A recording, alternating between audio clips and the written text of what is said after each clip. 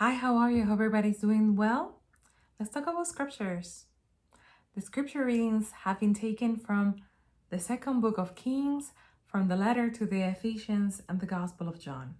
And in them we see how, if we're willing to follow Jesus, to follow this way of salvation, God take care of getting out of the way any obstacle that we might face. In the gospel, we see the multiplication scene, the multiplication of the bread and the fish. And the classic vision of that is a God who works miracles and provides. But I invite you to revisit it with another perspective. We already have what God needs. We don't need anything else. Now, we might face some obstacles along the way. And if we do, and if we allow God to work, He is willing to take them out of the way. So we might be able to continue our way to Him. In other words, we are enough. We have everything that we need to get to God. And He takes care of everything else, of removing anything that is on the way, in the way, any obstacle that might be in the way. That's beautiful. And that's what the gospel is about. Jesus recognized this. Recognized the obstacles in our life. In His work of redemption, He's willing constantly to take those things out that hinder our way to Him, that serves as a distraction, as an impediment to follow God.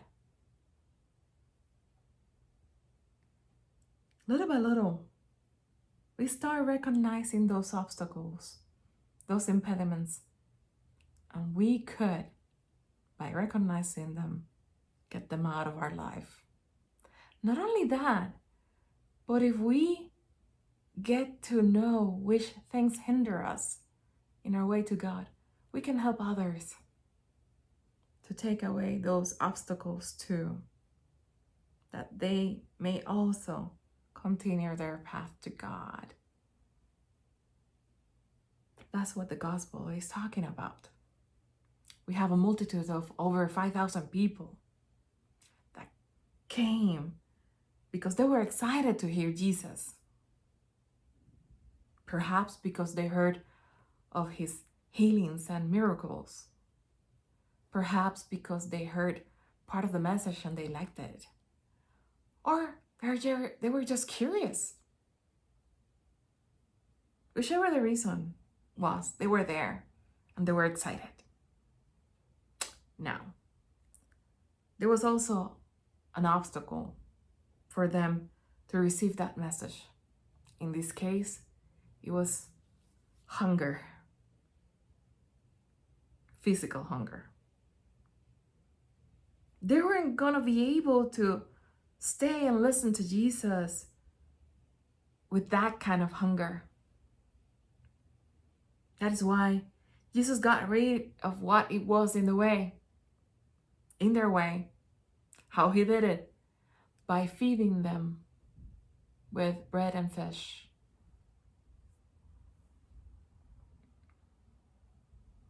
That's the way that He works in our lives.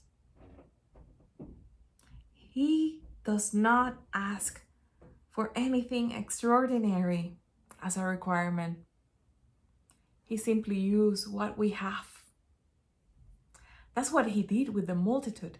He didn't ask them anything extraordinary as a requirement to feed them. He used what they had. What they had was 5 loaves of bread and 2 fishes. He didn't feed the crowd to show them His power, that He can perform miracles, so they might believe Him. He fed the crowd because He knew that otherwise he wouldn't get the full attention that he wanted to give them the message and to feed a bigger hunger, the hunger that they carry in their spirit, in their souls. That was the true hunger. And that's the way that God works in our lives.